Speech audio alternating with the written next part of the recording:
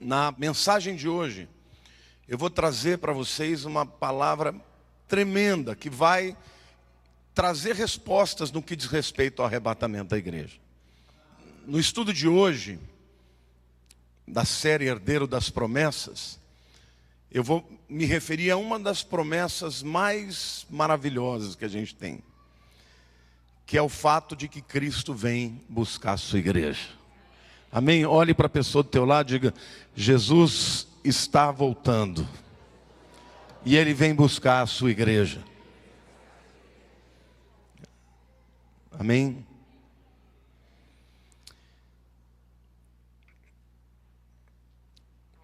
Todo mundo já ouviu falar da grande tribulação, sim ou não? Quantos anos são? 7 anos. Todo mundo sabe que a grande tribulação tem 7 anos. A grande maioria não sabe por quê. Este texto, o texto que é a base de todo o entendimento da volta de Jesus, da grande tribulação, do tempo em que o anticristo vai governar na terra, está lá em Daniel capítulo 9, versículo 24, eu não vou abordar sobre isso, mas só para que vocês saibam de um detalhe. Porque neste entendimento, alguns afirmam que Jesus vem buscar a igreja antes dos 7 anos. Outros afirmam que Jesus vem buscar a igreja no meio dos 7 anos. E outros afirmam que Jesus vem buscar a igreja no fim dos 7 anos. Ninguém discute que são 7 anos. O que as pessoas discutem é se a igreja vai passar pela tribulação ou não. Porque se ele vem buscar a igreja antes dos 7 anos, nós não vamos estar aqui quando o pau comer. Se ele vem buscar a igreja no meio dos 7 anos, então durante 3 anos e meio a igreja vai passar por uma guerra, por uma perseguição. E se ele vem buscar no final dos 7 anos, então nós vamos passar por todo o período.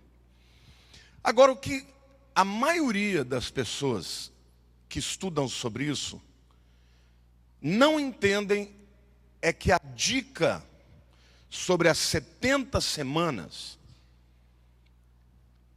no versículo 24 diz assim: 70 Shavuot, 70 setes. A tradução ali está semanas, mas na verdade é 70 setes. Ali está se referindo a 70 semanas de anos. São destinadas, o anjo está falando com Daniel, que é um judeu, que está exilado na Babilônia. Ele diz assim: 70 semanas são destinadas para o teu povo. Quem é o povo de Daniel? Israel, é o povo judeu. O anjo está deixando claro que todas as 70 semanas dizem respeito a um povo, ao povo judeu. E sobre a tua cidade, qual era a cidade de Daniel? Jerusalém. E quando você depois analisa, um dia eu farei novamente esse estudo, porque eu já dei, as 69 primeiras semanas, dá exatamente da saída do decreto da saída do povo de Israel, do cativeiro, e voltando para Jerusalém, até a morte de Jesus, quando o ungido seria cortado. As 69 semanas dizem respeito a quem mesmo? A Israel e a Jerusalém. Agora, por que as pessoas querem meter a igreja na 70ª semana? Isso é um erro claro de hermenêutica, de interpretação. Até porque se fosse destinado ao povo judeu, não teria que haver um parêntese, como aconteceu, de 2000 anos. Se era só relacionado ao povo judeu e à cidade de Jerusalém, então por que não continuou? Depois da 69ª, 70ª. Porque dentro do plano de Deus, depois da morte de Jesus, nasce a igreja. Olhe para a pessoa do teu lado e diga assim: nós estamos vivendo num tempo de parênteses do tratamento de Deus com o povo de Israel. E a prova disso é que se essa tribulação diria respeito a um local, o centro dessa tribulação, é um local que é a cidade de Jerusalém. Jerusalém, depois dos anos 70, deixou de estar na mão dos judeus. E durante muitos anos os judeus estiveram espalhados, então não tinha como acontecer a 70ª semana, a não ser que o povo judeu voltasse para a terra de Israel. Diga para a pessoa ao teu lado, mas agora eles já estão lá. Então a 70ª semana vai acontecer quando o período dos gentios terminar. Amém? Então hoje nós estamos vivendo nos últimos minutos proféticos do tempo dos gentios. A Bíblia fala sobre isso. Mas eu quero dizer para vocês que muita gente não entende que quando Jesus fala da pregação do Evangelho, ele usa a figura de uma semeadura. Sim ou não? Vocês conhecem a parábola do semeador? Fala claramente dos tipos de campos, os vários campos, a semente é a palavra, o semeador é quem prega. Então, da mesma forma que o tempo em que a evangelização acontece é assemelhada a um período de plantio, a volta de Jesus, na Bíblia, muitas vezes é comparada a um tempo de colheita. Sim ou não? Então, para que nós entendamos a volta de Jesus, nós precisamos entender que a volta de Jesus é vista como um tempo de colheita. Eu quero mostrar para vocês aqui, então, algumas verdades que vocês até agora não ouviram, mas que a partir de hoje vocês vão começar a entender. Todo o entendimento sobre a vinda de Jesus, portanto, está relacionado à colheita que se fazia em Israel. Amém? E dentro da área da colheita, a gente tem que saber quais os tipos de colheita e quais eram as leis que envolviam a colheita. Então eu quero que você entenda que Deus ele tinha alguns princípios na colheita, que eu vou falar aqui para vocês, que depois lá na frente eles vão fazer sentido. A primeira lei é a lei da primícia, está lá em Êxodo 23, versículos 16 e 17. Guardarás a festa da cega, colheita, dos primeiros frutos do teu trabalho, que houveres semeado no campo, e a festa da colheita, a saída do ano, quando recolheres do campo o fruto do teu trabalho. 3 vezes no ano, todo homem aparecerá diante do Senhor. Deus está dizendo o seguinte, olha, a primeira lei que vocês precisam entender sobre colheita é que as primícias são minhas. Isso valia para as 3 colheitas que tinham. Tanto a colheita da cevada, quanto a colheita do trigo, quanto a colheita da uva no final do ano. Como é que funcionava isso? O cabra ia lá, semeava no campo dele cevada. Quando começava a crescer a cevada, ela era verdinha. Não estava pronta ainda para ser colhida. Como é que ele ia saber quais eram os primeiros frutos? Ele andava no campo, quando ia chegando a época.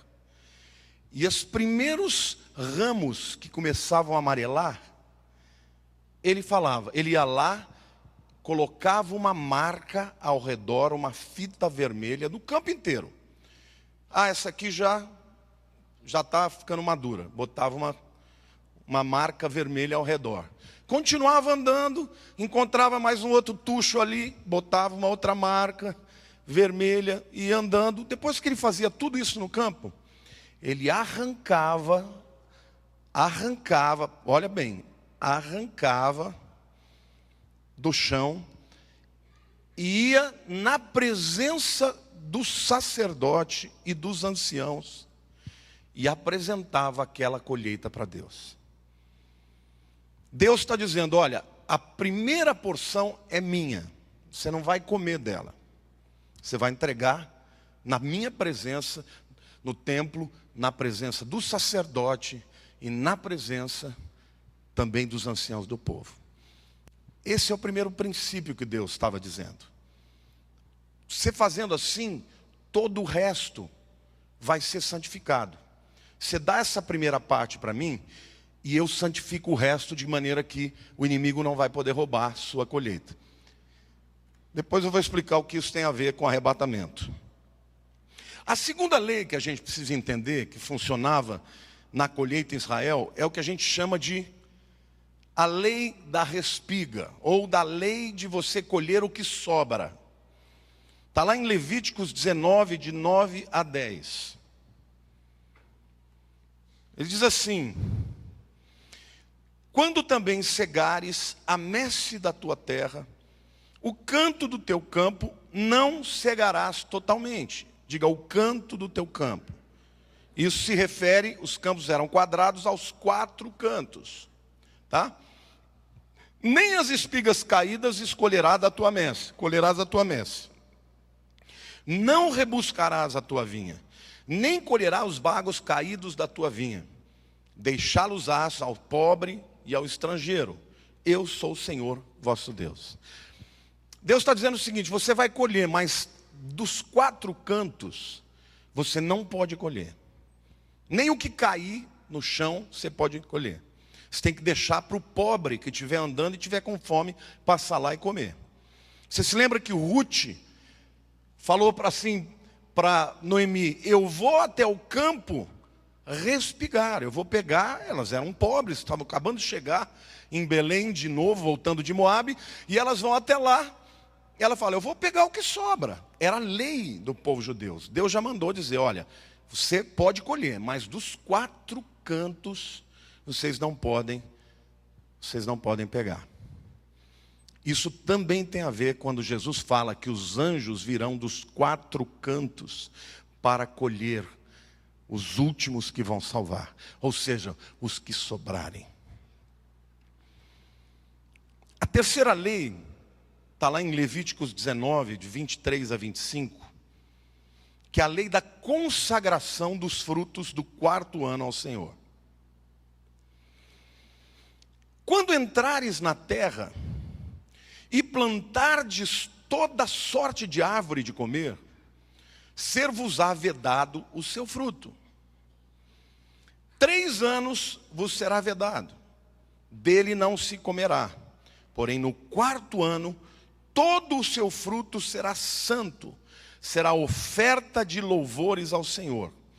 No 5º ano, comereis do fruto dela, para que vos faça aumentar a sua produção.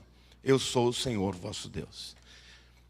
O que Deus está falando? Vocês vão entrar na terra, o 1º, o 2º e o 3º ano vocês não vão comer, quando plantarem. O 4º ano, vocês vão colher o fruto e vão comer? De quem que vai ser? Do Senhor. Queridos, esses 3 textos, essas 3 leis, têm dicas importantíssimas sobre a colheita dos últimos do final dos tempos. A primeira colheita, a colheita da cevada, a colheita das primícias, de respeito à igreja, que vai ser arrebatada antes da tribulação. Depois eu vou mostrar mais para vocês. A segunda colheita é a colheita do 4º ano. É por isso que lá no livro de Apocalipse, você vê um grande número de pessoas aparecendo na presença de Deus, os 144 mil, os que morrem na grande tribulação e têm as suas vestes lavadas com o sangue do Cordeiro, bem no meio da tribulação, no 3 anos e meio. 3 anos e meio, diga para a pessoa do teu lado, 3 anos e meio é o 4º ano. Portanto, a colheita do 4º ano, para Deus, se refere a estes que vão comparecer perante Deus no meio da tribulação. Amém? E a última lei é a lei do que sobra. Porque no final dos 7 anos, depois que a ira de Deus for derramada, que muita gente morrer, que o anticristo estiver perseguindo e matando muita gente, vai sobrar. Vai sobrar muita gente ainda. E estes últimos são aqueles que serão colhidos com os anjos que virão dos 4 cantos da terra para colher o que sobrou e oferecer a Deus. Amém? Bom, pastor, você está explicando, mas você ainda não está provando. Então eu vou começar a pregar. É muito importante que você entenda então que tem 3 períodos de colheita em Israel. Diga, tem 3 períodos de colheita em Israel. A primeira colheita é a da cevada. A colheita da cevada ocorre no chamado dia de primícias. Olha para a pessoa do teu lado. Primícias. Então a colheita da cevada acontece, a festa de primícias acontece naquela semana da Páscoa. Porque a festa para o judeu da Páscoa é de uma semana. E todo judeu tinha que comparecer a 3 festas. Diga assim, são 3 festas, chamadas festas da reunião. Isso é uma outra dica também. Porque é uma festa em que Deus está dizendo, eu vou reunir o meu povo. Quais eram as festas? O período da Páscoa, o período de Pentecostes e o período de tabernáculos. Por que Deus faz isso? Por uma razão simples. O povo colhia, a primícia era para Deus. E eles ofereciam aquela primícia para Deus. Literalmente até o templo, levava a cevada, ou o trigo, ou a uva, e dava na presença do sacerdote e diante de todo o povo. Isso é uma dica de que quando Jesus vier buscar o seu povo, ele vai reuni-los para levá-los na sua presença. Apresentar diante do templo fala desta apresentação perante Deus. Então diga, a primeira é cevada, que acontece no final da Páscoa, na festa de primícias. A festa de primícias é o 8º dia. Para que vocês saibam, Jesus ressuscitou na festa de primícias. Por isso que ele é chamado pelo apóstolo Paulo de a primícia dos que vão ser ressuscitados, dos que dormem. Olha a dica aí. Ele está dizendo que a fé, o arrebatamento, seria como a festa de primícias. Jesus é o primeiro que ressuscitou e ele é apresentado para Deus. Depois nós, os que tivermos mortos, amém? Diga para a pessoa ao teu lado, você será arrebatado como primícia para Deus. A segunda colheita é a colheita do trigo.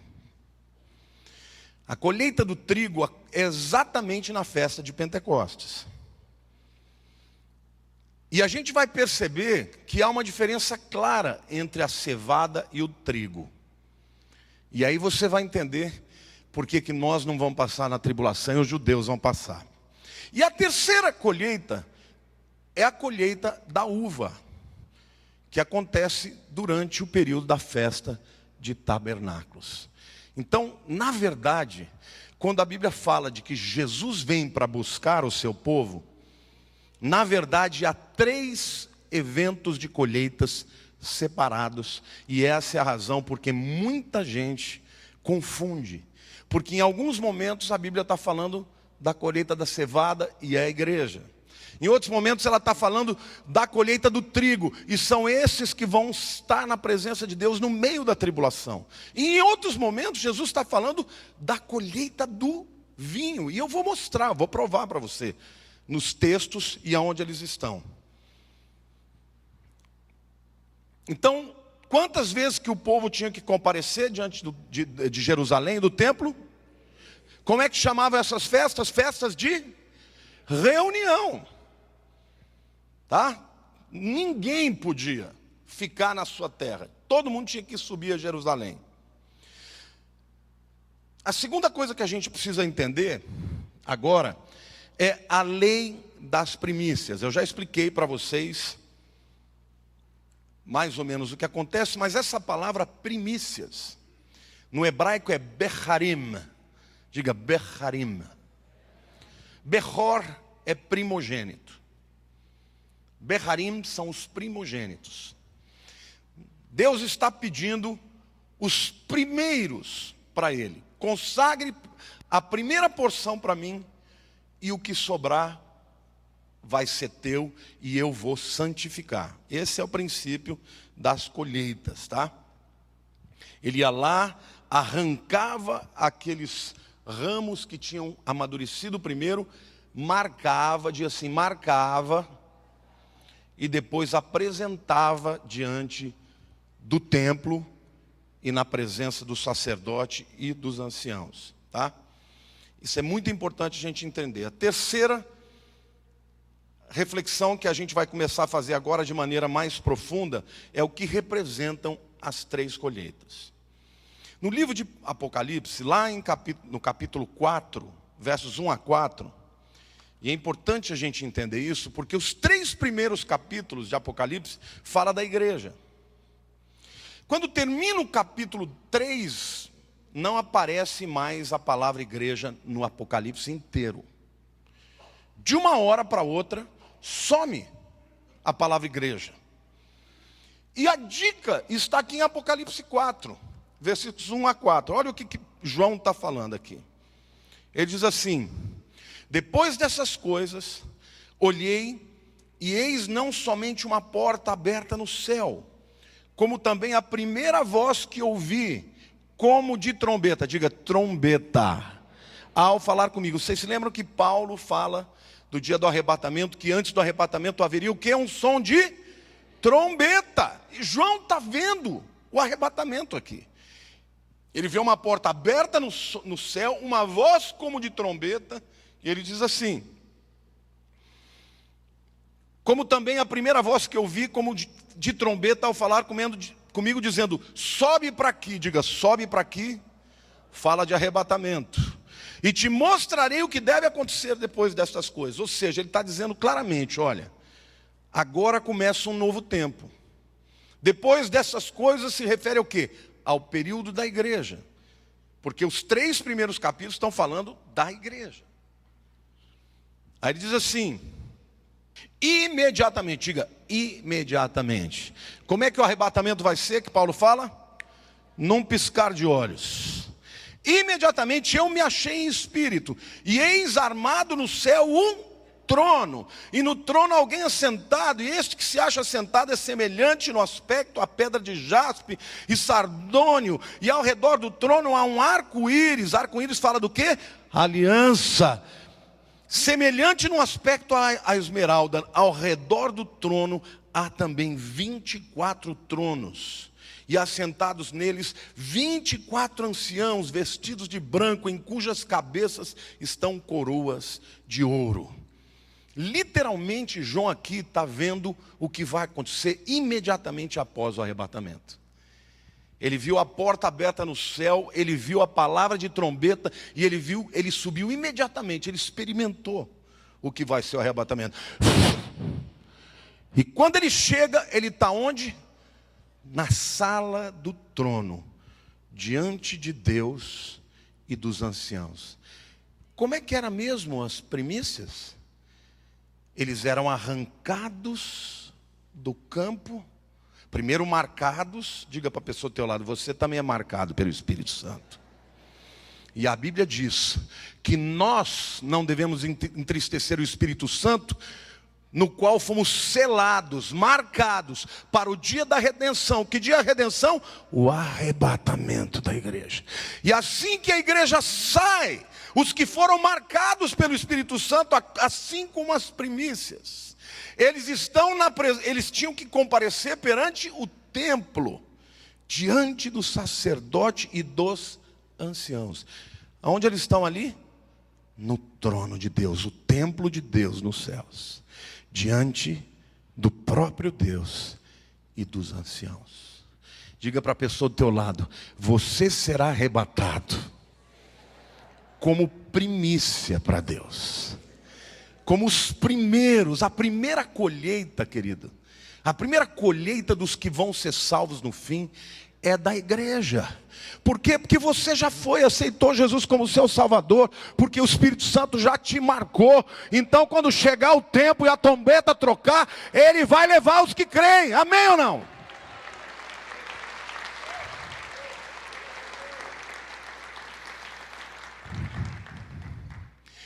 A segunda colheita é a colheita do trigo.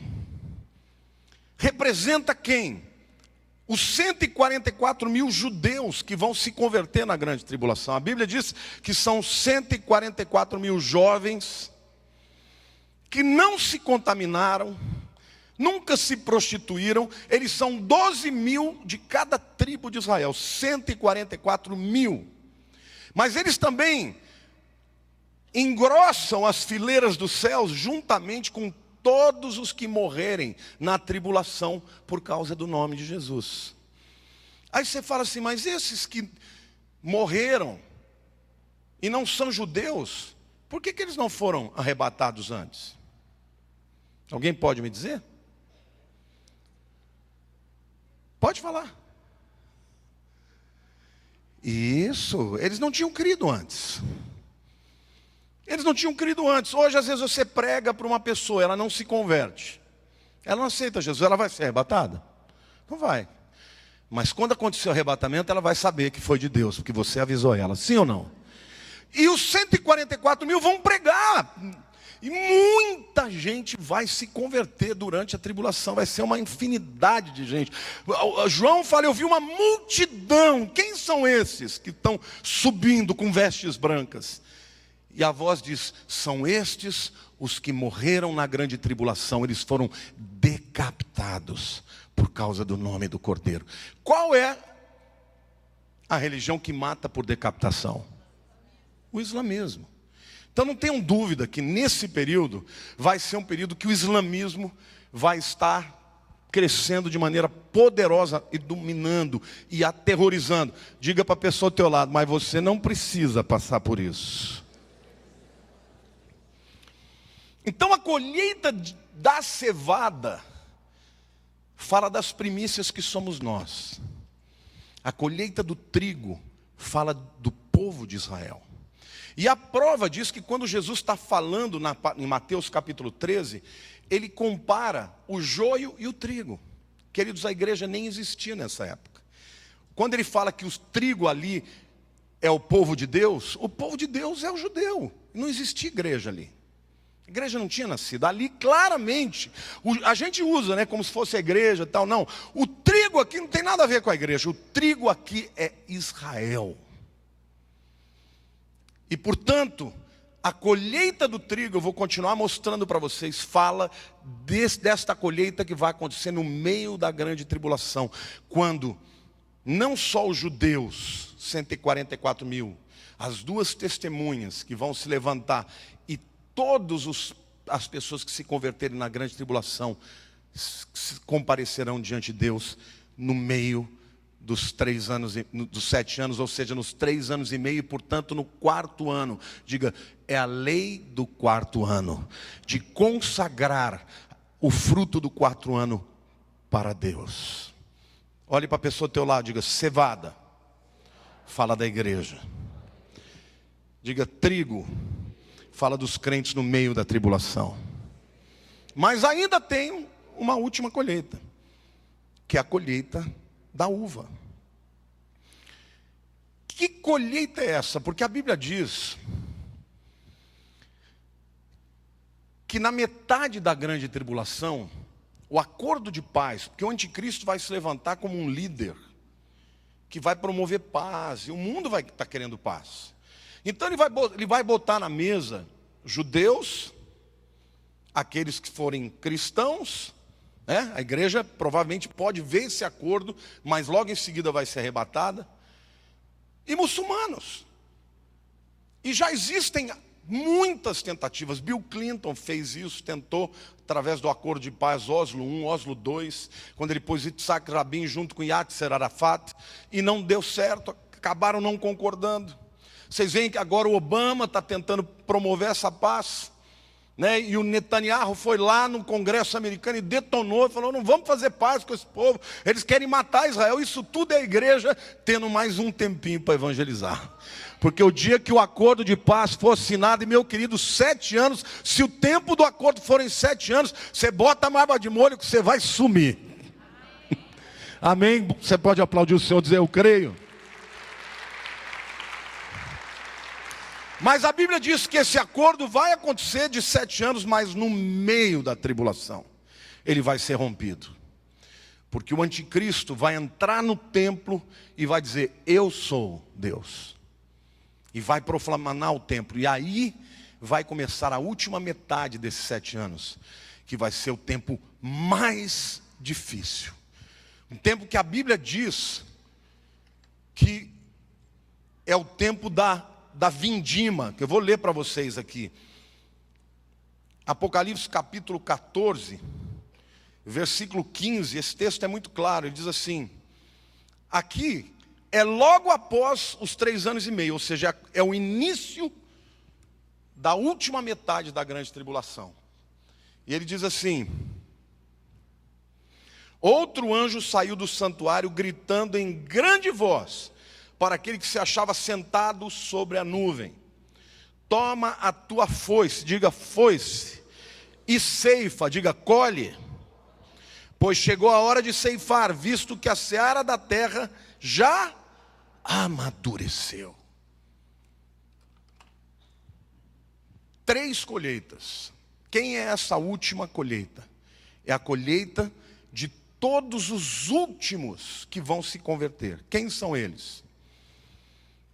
Primeiro são os judeus, que a Bíblia promete que lá no finalzinho, quando o anticristo estiver com tudo para cima deles, eles vão olhar para o céu e vão ver Jesus nas nuvens e vão ver o sinal nas mãos. Zacarias, depois eu vou ler para vocês, Zacarias diz assim, quem é esse que tem as mãos feridas? Zacarias diz isso. E eu, como hoje eu leio no original, lá é a mão traspassada mesmo. Ele diz assim, eu fui ferido na casa dos meus amigos. E a Bíblia diz, eu colocarei um espírito, lá em Zacarias, de súplica, e chorarão como quem chora pelo primogênito. E nessa época, querido, a Bíblia diz que todo Israel será salva. Eles vão clamar pelo Messias, eles vão reconhecer o Messias, e nessa hora é a última colheita, é a colheita da vindima. E sabe como a Bíblia chama essa colheita? A colheita no lagar da ira de Deus. Colheita no lagar é o quê? Colheita do vinho. Diga 3 colheitas. Primeira, cevada. Diga igreja, primícias. Diga segunda, trigo. Diga 144 mil. E os que se converterem na grande tribulação. Os que morreram pelo nome de Jesus. Diga terceira colheita e última, a colheita do vinho. Fala Israel e os que restarem que vão se converter. Agora uma coisa é muito importante. Nesse período vai ter a imposição do número da besta. Muito provavelmente esse número será um código que as pessoas receberão na própria pele. Com todas as informações médicas, onde você nasceu, qual o teu problema físico, de doença. Vai ser, hoje já existem países que estão fazendo isso, empresas que já estão inserindo chips nas pessoas. Você não precisa mais de cartão de crédito, você não precisa mais de pontos, você passa e ele faz com leitor óptico, ele lê tudo aquilo. Então isso tudo já está sendo preparado para que aconteça, queridos. Mas diga assim, 3 colheitas. Agora eu quero falar para vocês sobre o método das colheitas. Quando você entende o método da colheita, fica mais fácil ainda de você perceber essas 3 colheitas, esses 3 povos que vão se encontrar com Deus. A primeira colheita é a colheita da cevada. A colheita da cevada é com um garfo assim, ó. Até hoje isso é feito assim. Sabe por quê? Porque a cevada tem uma casca muito fina. Você não pode pisar em cima da cevada. Você esmaga o fruto de dentro. Então ele pega, enfia embaixo assim e joga para cima. Por que ele joga para cima? Porque o vento, no final do dia, muitas vezes o vento é forte, o vento separa a casca do conteúdo. É assim que eles fazem. Vento é uma colheita aerada. O que a Bíblia diz? Que o Espírito Santo selou. E que o Espírito Santo vai buscar a igreja. A colheita da cevada, meu querido, a separação de quem é da casca, que é essa casca horrorosa que a gente tem, do conteúdo que é marcado, selado pelo Espírito Santo, vai ser feito pelo vento. Aleluia, digo, o vento é o Espírito de Deus, aleluia. Isso mostra claramente que a igreja não passa pela tribulação. Porque quem faz essa separação é o Espírito. Vocês acham que isso tudo aqui é alegoria? Queridos, quando isso foi escrito, um judeu daquela época sabia muito bem do que eles estavam falando. Só que nós estamos falando de 2000 anos de hiato, e as pessoas perdem o entendimento de como as colheitas eram feitas, os processos, e por isso confunde tudo. Vocês querem ver? Vamos lá. Efésios capítulo 1, versos 13 e 14 diz assim: não se esqueçam que as primícias eram marcadas com uma fita vermelha, depois eram arrancadas, que fala do arrebatamento, e por último apresentadas aos sacerdotes. Diga, marcar é o Espírito que nos sela. Diga, arrancar, arrebatamento. Diga, apresentar ao sacerdote é apresentar diante do trono de Deus e aos anciãos, como está lá em Apocalipse capítulo 4. E olha o que o texto diz em Efésios: em quem também vós, depois que ouvistes a palavra da verdade. Quantos já ouviram a palavra da verdade? O evangelho da vossa salvação, tendo nele também crido. Diga assim, não é fazer nada, é somente crer. Fostes selados com o Santo Espírito da promessa, o qual é o penhor da nossa herança até o resgate da sua propriedade, em louvor da sua glória. Paulo está dizendo que você foi marcado pelo Espírito Santo porque creu em Jesus. E até que o Senhor venha buscar, que o Espírito vai vir, você vai estar guardado para o dia da redenção, que é esse dia, que nós não teremos mais essa casca, esse corpo pecaminoso. Amém? Diga assim, arrebatamento da igreja. Quem faz a separação é o Espírito. Ele marca, ele leva e nos apresenta perante Deus. Amém? Diga para a pessoa do teu lado, é bom viver nesse tempo. Sabe, queridos, 1 Coríntios capítulo 15, versos 20 e 21, diz assim: mas de fato, Cristo ressuscitou dentre os mortos, sendo ele as primícias dos que dormem. Visto que a morte veio por um homem, também por um homem veio a ressurreição dos mortos. O que ele está dizendo? Que assim como a primícia, primeiro era consagrado um para Deus, para depois vir o resto, Cristo foi o primeiro a apresentar ressuscitado diante de Deus. E aí depois nós, no dia do arrebatamento, vamos ressuscitar também. Diga para a pessoa do teu lado, mesmo que você morra, no dia do arrebatamento você vai ressuscitar, porque Jesus foi consagrado primeiro. Amém ou não? Vejam como tudo está se tornando mais fácil de entender. 1 Tessalonicenses 4, 16 e 17 diz assim: portanto, o Senhor mesmo, dada a sua palavra de ordem, ouvida a voz do arcanjo, igualzinho, né? E ressoada a trombeta de Deus, descerá dos céus, e os mortos em Cristo ressuscitarão primeiro. Depois nós, os vivos que ficarmos, seremos arrebatados juntamente com eles entre as nuvens, para o encontro do Senhor nos ares. E assim estaremos para sempre com o Senhor. Amém ou não? Aqui você veja claramente como tem a ver com a colheita de primícias. O apóstolo Paulo usa até a mesma palavra. Ele diz, do jeito que o lavrador marcava, o Espírito Santo marca.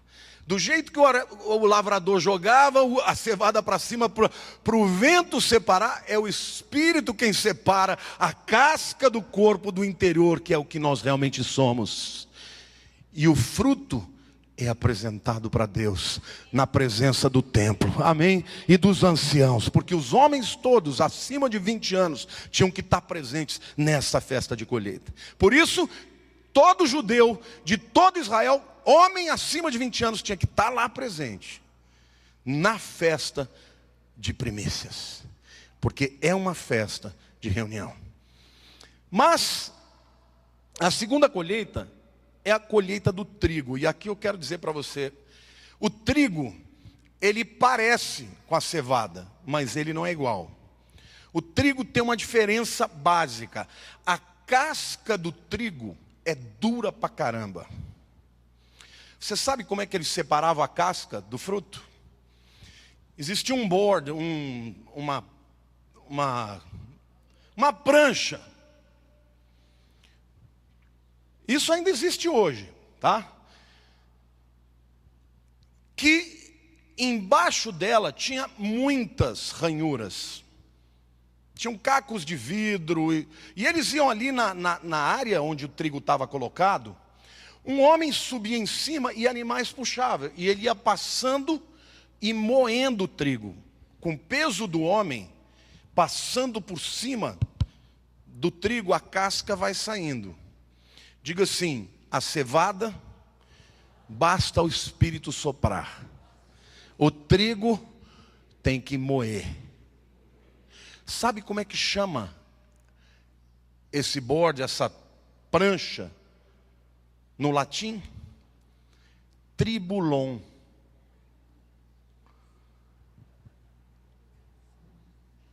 Desse instrumento aí, foi que veio a nossa palavra, tribulação. Olhe para a pessoa do teu lado, agora eu estou entendendo. Diga assim: a cevada não pode ser macetada, porque ela destrói o fruto se fizer. Ela é aerada. O vento faz e sai a casca. Diga: o trigo é duro, precisa ser moído. Quem aqui creu em Jesus? Muitas vezes a gente entrega a vida para Jesus, não entende bolhufas de quase nada. Mas o Espírito Santo está fazendo uma obra. E você crê, e você aceita. E o próprio Jesus falou: vocês que não ouviram, creram. Você está me entendendo, irmãos? A igreja não vai passar pela tribulação, porque a igreja não tem o coração duro. As pessoas hoje, nesse tempo de graça, aceitam pela fé. Amém ou não? Por isso que Deus está dizendo: vai ser os primeiros, serão os primeiros na minha presença. Mas o povo judeu, Deus tem uma aliança com eles. E Ele não vai deixar de cumprir o que Ele prometeu a Abraão, nem que para isso eles tenham que ser moídos, passar pela prancha da tribulação. E isso vai acontecer, e eles vão estar na presença do Senhor no meio da grande tribulação. Quem aqui está entendendo, dizendo glória a Deus? Tremendo isso, né? Então aqui fala dos 144 mil que vão se converter, dos que vão morrer por Jesus, os que foram duros hoje, mas crerão depois. E aí tem a terceira colheita. Diga: a primeira é o vento que separa. A segunda é a tribulação que moe. E a terceira, como é que faz? Como é que você separa a casca da uva do conteúdo para fazer o vinho? Diga assim: tem que ser pisoteado. Sabe, querido? Vamos ler Apocalipse 14, 17 a 20. Nós vimos que no versículo 15 ele já está falando da colheita com as foice. E o texto diz assim: então saiu do santuário, que se encontra no céu, outro anjo, tendo ele mesmo também uma foice afiada. Diga: a foice é o instrumento para colher a uva. Saiu do altar outro anjo, aquele que tem autoridade sobre o fogo, e falou em grande voz ao que tinha a foice afiada, dizendo: toma a tua foice afiada e ajunta os cachos da videira da terra. Vejam como é a terceira colheita. Porquanto as suas uvas estão amadurecidas. Então o anjo passou a sua foice na terra e vindimou a videira da terra e lançou-a no lagar, no grande lagar da cólera de Deus. E o lagar foi pisado fora da cidade e correu sangue do lagar até os freios dos cavalos, numa extensão de 1.600 estádios. Literalmente, essa é a última parte da tribulação. E Deus está comparando o que esses judeus e esses últimos que vão se converter vão ter que passar para reconhecer o Messias. Porque como é que você faz? Você arranca com a foice os cachos da videira, depois você joga aquela uva no lagar, e lá é literalmente pisada, até hoje é assim. Você tem que pisar. E dali sai uma fruta, um suco precioso. Deus, meu irmão, até quando Ele tem que tratar com dureza. Ali, quando fala da cólera de Deus, não é contra os que vão crer. É contra aqueles que se aliaram ao anticristo. Mas quem estiver lá vai passar por isso. Vai haver uma série de catástrofes naturais. Isso que você está vendo hoje, que nós estamos dizendo aqui, irmãos, é só um antigosto. Os cientistas dizem que até 2050 faltará água para a terra. A gente achava que não era possível. Brasil, que é uma nação como a nossa, que tem água pra caramba. Nós estamos vivendo problema de água. Imagina, eles dizem que até 2050, mais de 50% da população do mundo não terá água. Vai ter que morrer gente. E isso vai acontecer, irmãos, vai acontecer. Tudo isso que nós estamos vendo é um preâmbulo do que a Bíblia já predizia mais de 2000 anos atrás. Então a primeira colheita, diga a primeira colheita, a cevada, é o arrebatamento da igreja. Diga, a igreja não tem casca dura. Aí vão ter os fariseus de plantão que vão dizer, não, tem muita gente dura. Não, querido, está falando dura para crer que Jesus é o Salvador. Você creu nisso? Quantos aqui já confessaram que Jesus é o Senhor e o Salvador da sua vida, o único caminho? Querido, você está marcado. No dia que você falou, eu aceito, aos olhos de Deus o ramo verde amadureceu. E o Espírito Santo vem, bota a fitinha do lado e fala, esse é meu.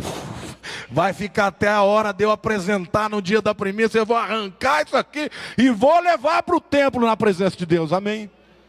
O judeu, casca dura, tem muitos judeus que estão se convertendo hoje. Eles estarão no arrebatamento. Porque o que vai separar um do outro é crer ou não. Creu em Jesus como Messias, está no arrebatamento. Não creu, vai ter que esperar a tribulação. Mas a terceira colheita, a colheita da uva.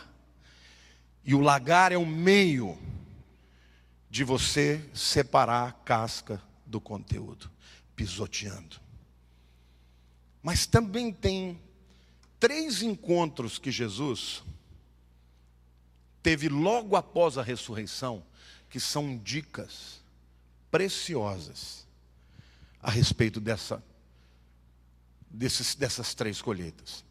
Quando Jesus ressuscitou, quem foi a primeira pessoa que ele encontrou? Maria Madalena. Ele foi atrás dela ou ela foi atrás dele? E quando ela estava lá, triste, porque ela queria estar perto de Jesus, e ele estava morto aos olhos dela, e de repente ela encontra com ele, e quando ele se revela para ela, ela fala, Rabone, quer dizer, meu rabi, se lança aos pés dele, ele se afasta e fala, Maria, não me toques, porque eu ainda não compareci perante o meu Pai. Naquele momento, querido, ele era o cordeiro. Você sabia que nas primícias o povo apresentava os seus ramos, mas o sacerdote apresentava um cordeiro, a primícia perante Deus. E Jesus disse, não me toque porque eu ainda não compareci diante do Pai.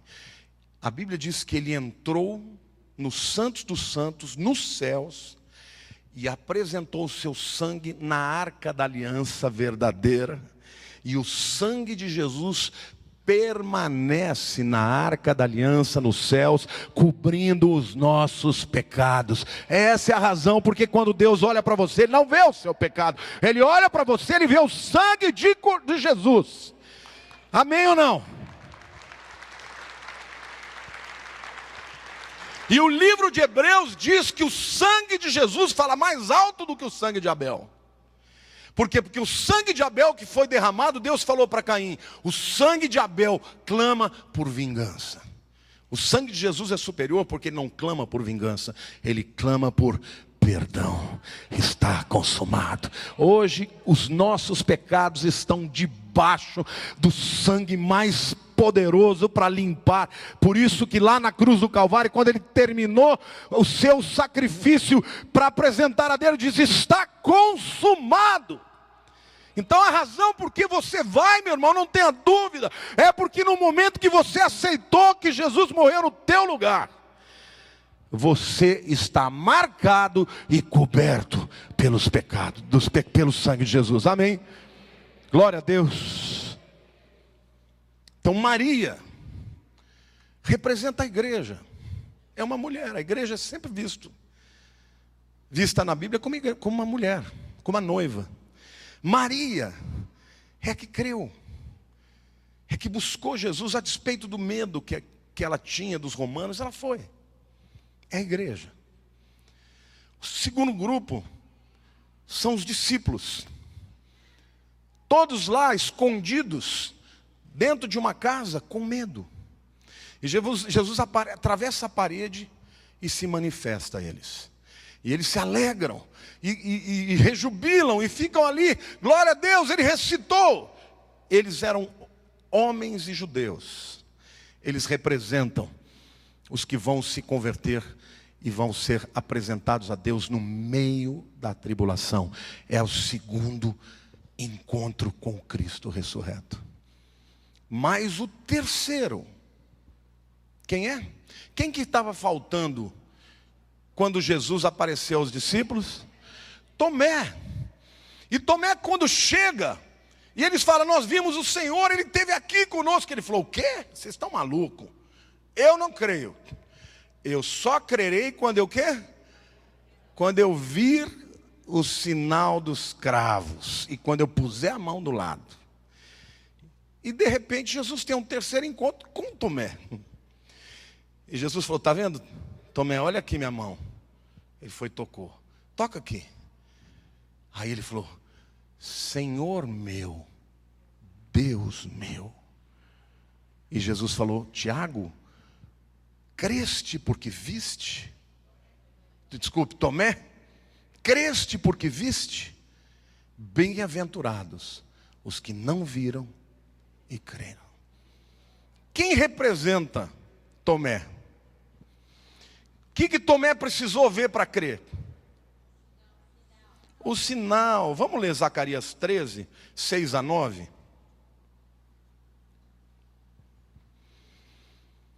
Aqui, meu irmão, está falando literalmente de que inimigos estão vindo contra Israel e o que Deus vai fazer por eles.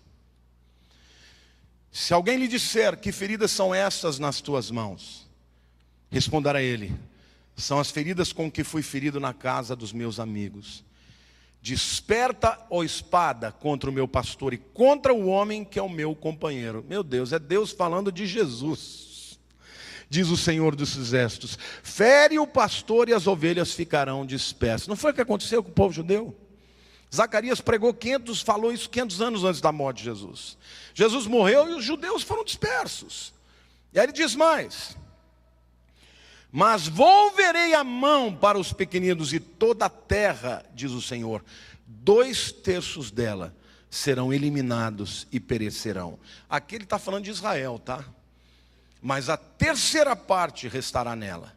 Farei passar a terceira parte pelo fogo, e a purificarei como se purifica a prata, e a provarei como se prova o ouro, e ela invocará o meu nome. Eu a ouvirei e direi: é meu povo. E ela dirá: ó Senhor, é meu Deus. Vejam a semelhança. Deus está dizendo: o meu povo não creu. Eles feriram o meu companheiro, o meu pastor que eu enviei. Por causa disso, eu vou ter que prová-los, eu vou ter que usar a espada. Por causa disso, eu vou passá-los pelo fogo. Tudo isso é o quê? Símbolo do quê? Juízo. Eu vou passá-los pelo fogo, mas eu vou voltar a lidar com eles. E nessa hora, eles vão ver e vão perguntar: que ferida é essa? É a ferida com que vocês me feriram. O meu servo, o Mashiach, o Messias de Israel. E aí eles vão dizer: tu és o meu Deus. Não foi exatamente o que Tomé falou? Senhor meu, Deus meu. Então aqui literalmente você vê clues, dicas, sinais de como Deus vai tratar com cada um. Diga para a pessoa do teu lado: para os que creem, eles recebem o direito de serem marcados como primícias para o dia da redenção. Diga: o arrebatamento da igreja é como a colheita da cevada. O jeito que Deus vai fazer é com o sopro do Espírito. Não vai moer e nem vai pisar, vai soprar. Agora, tem crente que adora querer passar pela tribulação. Não, irmãos, vai ser horroroso. Vai ser horroroso. Vocês estão vendo aí essas decapitações que o Isis está fazendo? É o que vai acontecer no futuro. Agora, quando você analisa a visão escatológica do Islã, se encaixa perfeitamente. Eles serão o instrumento do anticristo. E o anticristo, na minha opinião, será um muçulmano, que ganhará força, que terá poder e que vai num primeiro momento fazer acordo de paz com cristãos que sobrarem, né, os que não eram de verdade, e com judeus, mas que no meio do acordo vai quebrar. E a perseguição vai ser extraordinária. Mas a igreja é como a cevada, é primícias. O Espírito sopra, separa e apresenta para Deus. Israel, que tem o coração duro, é como o trigo, precisa ser moído. E vai passar pelo tribulon, pela tribulação. Mas vai se converter e vai também ser apresentada para Deus no meio da tribulação. E Deus ainda tem um amor tão grande, porque os que passarem pelo resto da tribulação, a Bíblia diz que muitos vão fugir para uma região desértica que os teólogos acreditam ser Petra, pela localização e pela inexpugnabilidade, pela maneira que é difícil você invadir lá. Muitos vão se converter no final dos 7 anos. Agora, o que é mais lindo disso tudo, queridos, que quando Jesus vier para reinar sobre o mundo, Ele vem na última colheita, que é a colheita de tabernáculos, para reinar 1000 anos. Deixa eu contar uma coisa para vocês aqui, que eu tenho ficado tão maravilhado com o que Deus está fazendo. Eu vi um testemunho anteontem, um programa que eu vi de vários teólogos que estudam sobre isso, inclusive um rabino que se converteu, que tem sido um instrumento maravilhoso de revelação. Mas eu ouvi o que Deus está fazendo. Quantos aqui sabem qual é o país do mundo onde o evangelho está crescendo mais rápido? Não é a China. Não é Israel. Israel, para vocês terem uma ideia, não, o país, não estou falando do continente. Para vocês terem uma ideia, os Estados Unidos cresce 0,8% ao ano de cristãos, com toda aquela pregação. Tem um país que cresce 9,6% ao ano dos crentes, não é da população. O número, a percentagem em relação ao número de cristãos que existe.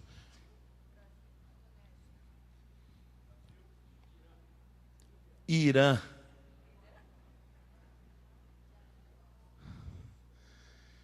Vocês acham que Deus não tem amor por aquele povo sofrido?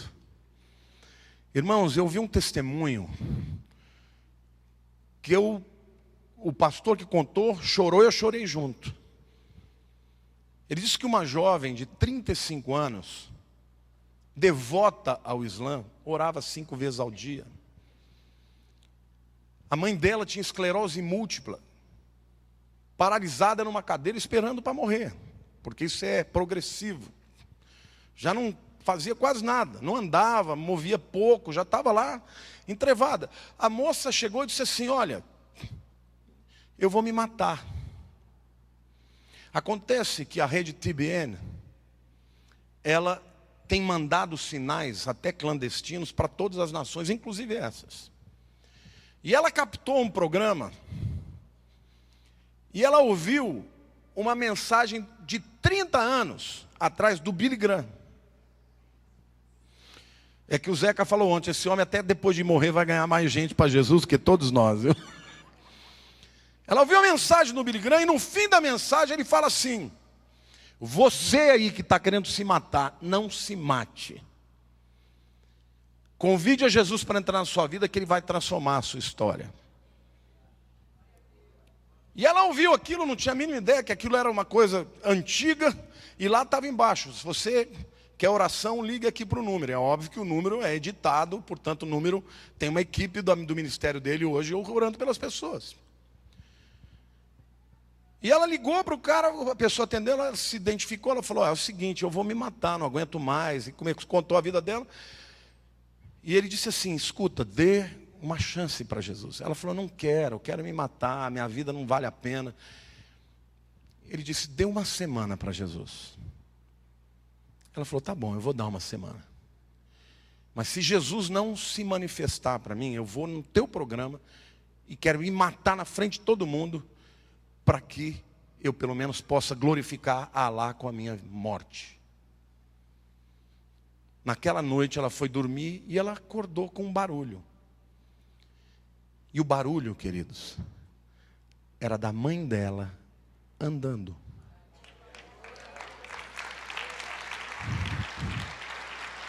E não é que ela estava andando com um passinho, não.